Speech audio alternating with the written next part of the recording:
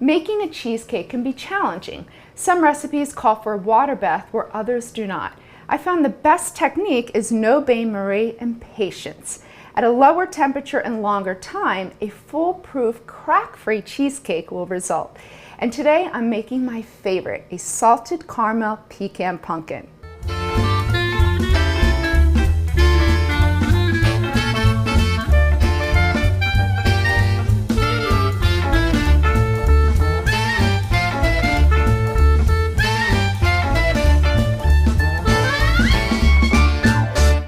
Hey guys, I'm Shereen with Cook This. First, to get started on our cheesecake, we're gonna make the crust. So I have some crushed graham crackers, sugar and cinnamon right into a bowl. You just take a fork and whisk it. And now we're gonna add some melted unsalted butter. So this is going to help form our crust. And then we're gonna get it into a springform pan. So you just wanna go around with your fork and make sure all the crumbs are nice and moist with the butter. That way it forms the perfect crust. We don't want our crust to crack. All right, looks good. Then I'm just gonna spray my springform pan. You want a 9-inch springform pan with a non-stick cooking spray. And I like to do it over the sink just so it doesn't make a mess. And now we're gonna add it into our pan and form our crust.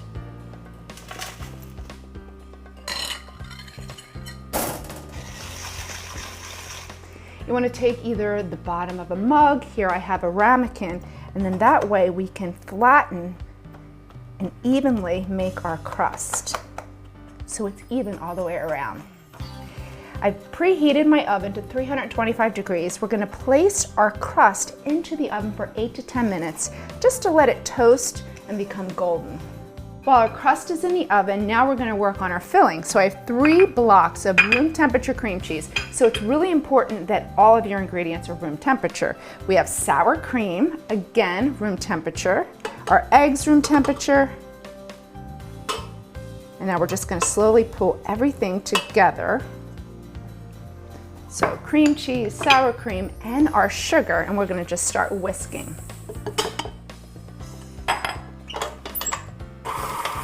If your cream cheese is not at room temperature, what will happen is you'll get little bits and pieces throughout that aren't smooth within the cake.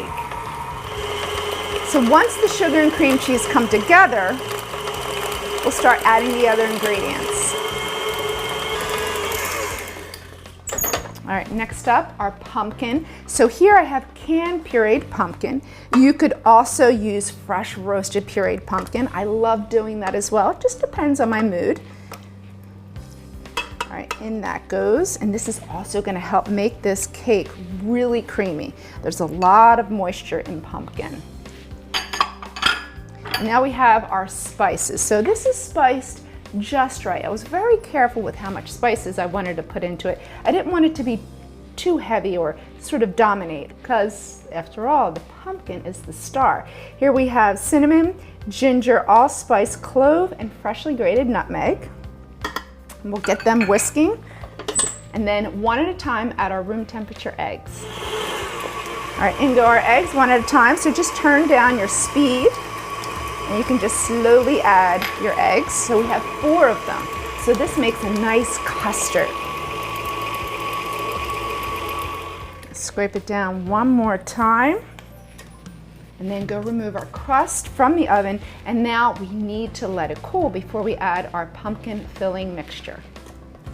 All right, really important. After you remove your crust, you want to turn around and decrease your temperature to 225 degrees. Leave the oven slightly ajar just so you could speed up the process and decrease that temperature. You don't want the cake going back in at a hotter temperature than 225. So our crust is cold. Now we're just going to add our filling. So right in is our creamy filling. So when I first started formulating cheesecake recipes, I started with the skeleton and then started adding variations. And I gotta tell you, this one is one of my favorites. It's really delicious, and I'm not a dessert person, but man, this is a great cheesecake. So during the holidays, especially for Thanksgiving, this is one I would stress making. Everyone will love it. All right, so I don't want to tap the cake, I don't want to break the crust, but I just want to sort of get it nice and even.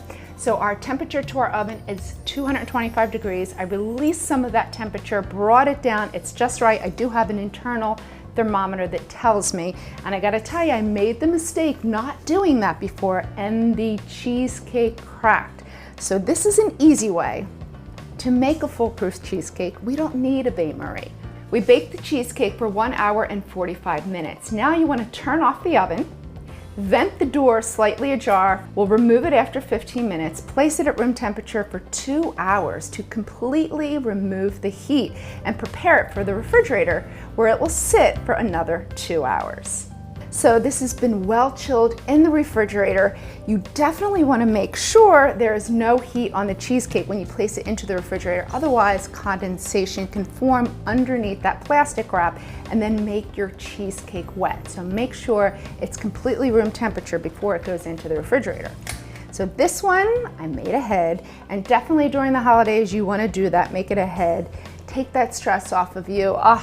This is one thing that will always be delicious the next day, and that's one less thing you have to do. All right, now to dress it. So you want to add your pecans, so chop pecans right on top.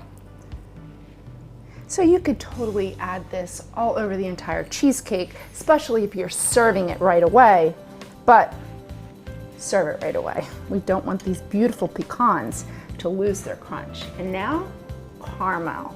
So I have some caramel syrup, and you just want to drizzle it right on top. So I warmed it up in the microwave just for a few minutes so it has a nice drizzle. And sea salt. I'm telling you, this little bit of sea salt makes the difference. It just makes that caramel and all the sweetness and flavors pop. That's beautiful.